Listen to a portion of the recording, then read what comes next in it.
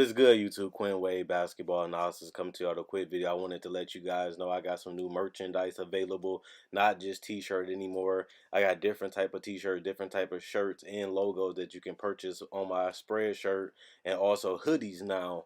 We have expanded and added more to the channel and more merchandise for the brand. Thanks for supporting. It will be in the description and the links will be in the comment section below. Thanks for helping me and supporting the movement. Quinn Wade Basketball Analysis. I'm going.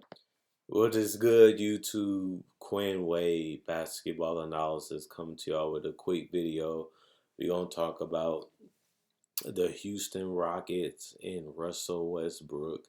This was a thing that was an experiment. A lot of people didn't think it was going to work. A lot of people had their doubts. A lot of people feel that they was going to have a great season and really surprise people. And I was one of the people that voted for James Harden and the Rockets to go #1 in the West, but also James Harden for MVP.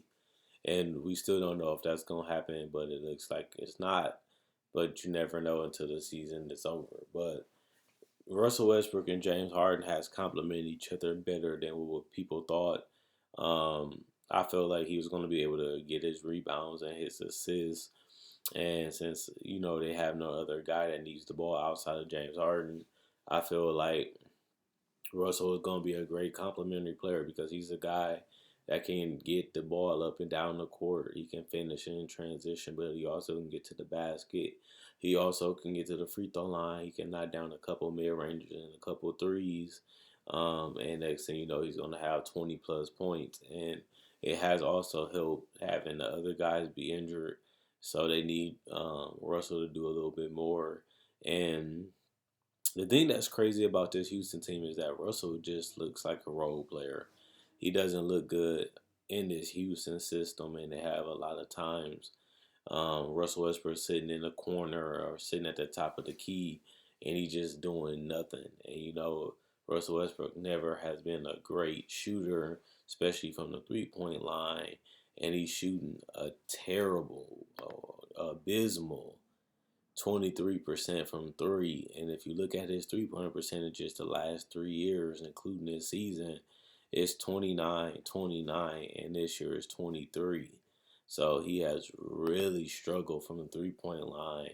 And the crazy part about it is the Rockets, that's their thing. They like to get layups, free throws, and threes. And Russell Westbrook can only really do two of those things, which is get to the basket and get to the free throw line. But he has still been able to complement Harden at a decent level because they still winning games. But I never thought I'd see Russell Westbrook defer as much as I've seen him defer so far this season, allowing James Harden to get his 39 points a game. And he has also had games where he had to literally let James Harden take all the shots, make a lot of the plays, and Russell didn't mope, he didn't complain, and it seemed like he accepted that just like other teammates. And a lot of people thought that was going to be weird seeing Russell Westbrook. Will he play the second fiddle? Will he surrender the ball to Harden? Will him or James Harden have to sacrifice or change their game? And I think, honestly, neither one of them has made a major change in their game. Harden is still playing, if not more,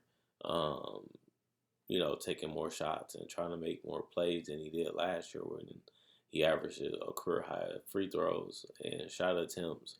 And Russ is still getting his 22 points a game like he did last year for the Oklahoma City Thunder. So when you look at the stats, it seems like they haven't changed much or sacrificed much.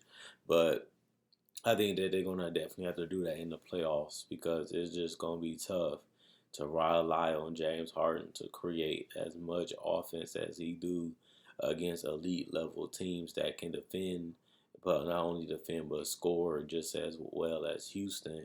And Houston is going to find himself in a position where, okay, you can score, you can take as many shots, you can get to the free throw line, but how are you going to beat teams with just as much or more talent than you down the road? Can you rely on Russell Westbrook?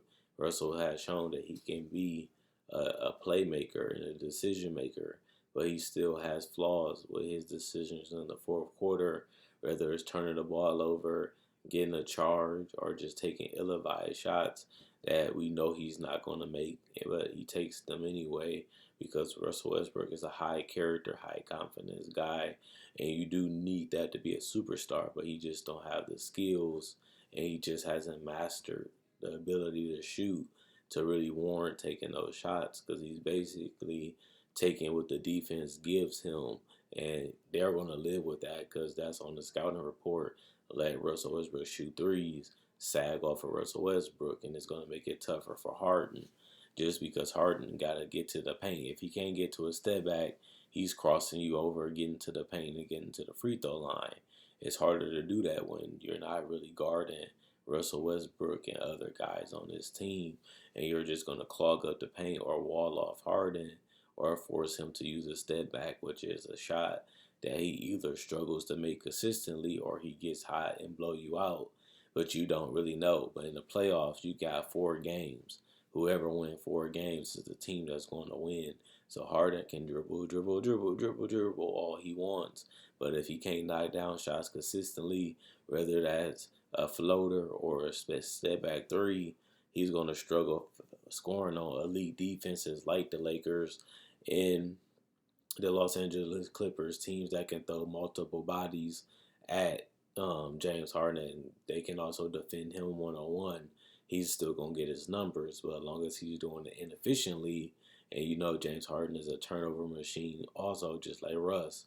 Those are easy opportunities that you can get a lead of advantage on, and just try to force them to take tough shots for the rest of the game and in the fourth quarter. And that's easier said than done, but that's how Golden State has beat Houston. They have been able to outscore them, and they have been able to switch, just like Houston like to switch and take on bigs and mismatches. There's a lot of teams that do the similar things to Houston because they know Russ isn't the greatest defender, neither is Harden, but neither is Ben McLemore, neither is Eric Gordon. And on top of that, Eric Gordon is coming back from knee surgery, I believe.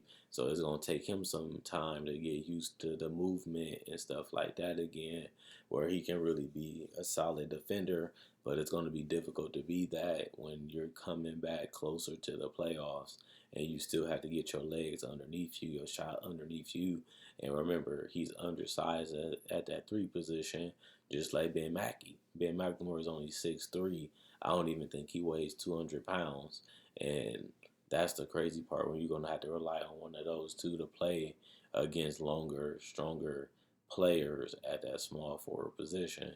And we never know what they're going to do with that power forward position. I think they can be undersized there, and teams can beat them on the rebounds. Team can beat them on the inside like Anthony Davis and Dwight Howard and just kill them on the boards. But not only that, this team looks further and further away from being a legitimate contender. I think Houston still can play. I think they're still one of the best teams in the NBA. But the way this roster is constructed and the way they play, it looks like they're not going to be a legitimate contender unless they live by the three and die by the three, which means they're going to stay locked into what they do now, and they're going to be willing to make those mistakes. They're going to be willing to, possibly lose a game just because they style warrants that, and we seen them do that against Golden State, where they continue to shoot threes, continue to shoot them, and they just couldn't knock them down, and it cost them a game 7 and possibly even game 6.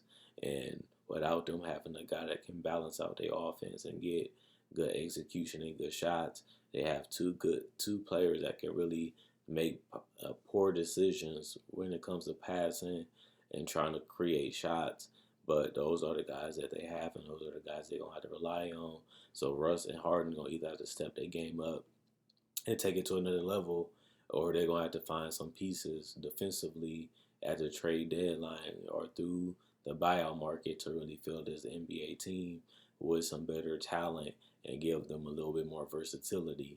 I think their best defender on the team is Cephalosha, but his offense is not where it needs to literally be to be a big difference maker defensively. But so far, the Rockets have been one of the best teams in the NBA. People are starting to complain about Harden and how he plays and how boring it is and how they're not going to have enough talent to win the title.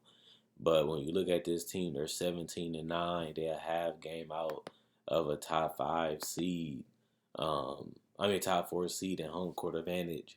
But actually, they 7-9, 17-9. They can go all the way to the third seed because Luka Doncic is going to miss 2 weeks, which gives Houston a chance to climb up in the playoff standing. But not only that, they can also give him a chance of winning the MVP, but also it can give a chance of Russell Westbrook making the All-Star team, which I really want to know what you guys think. Is Russell Westbrook an All-NBA player this year?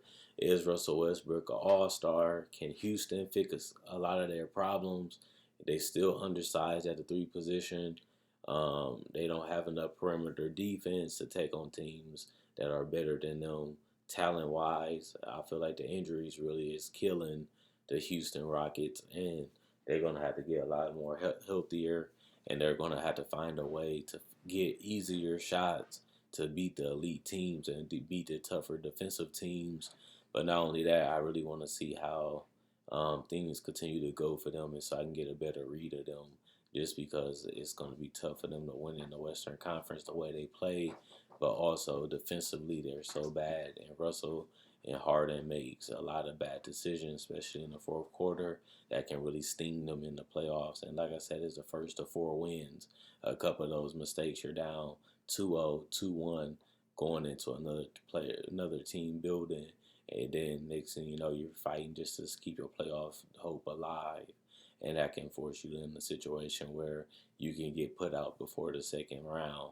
And if you do that, I think that's a disappointing season for Harden and Westbrook if they can't get to the Western Conference Finals. But they are just going to have to go through either the Clippers or the Lakers to get there. We just don't know which one is going to be. And that's going to be the question. Is the Rockets good enough to beat the Lakers? Do they have enough to beat the Clippers? And if the answer is no, what can they do to get there? What trade they can make? Or do they already have enough? They just need to get healthy? Or is they just a piece away from being a legitimate contender that can beat the top two teams in the Western Conference?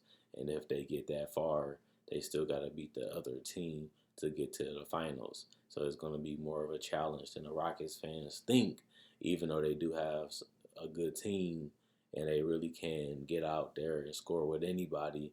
They still missing the defensive and the offensive pieces to really be a competitive team for a title. They don't score efficient enough, in my personal opinion. They have a lot of inconsistent shooting games, and they do give up a lot of points defensively, and they don't try hard enough on the defensive end. And they seem like sometimes they willing to concede baskets instead of putting effort and energy to get stops, blocks, or even turnovers. They willing to let you get to the basket. They quit. If you dribbling and you get a first step, they don't put enough emphasis or even try to rotate over and get a contest or a block. It seems that they're comfortable giving up a basket just because they know you can't guard them.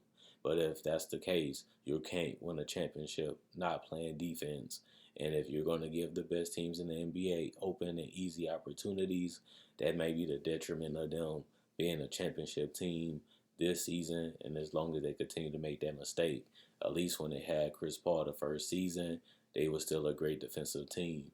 Their defense has fallen off every season since then, and I don't really see them changing that much this year unless a trade happens. Other than that, they could be stuck playing the same type of basketball in the playoffs. And will it be enough to win them a title? Will it be enough to get them to the Western Conference Finals? And if it's not, this is going to be a failure of a season with a duo like Harden and Westbrook, possibly even the best backcourt in the NBA since Steph and Clay isn't healthy and CJ McCollum and Dame is struggling.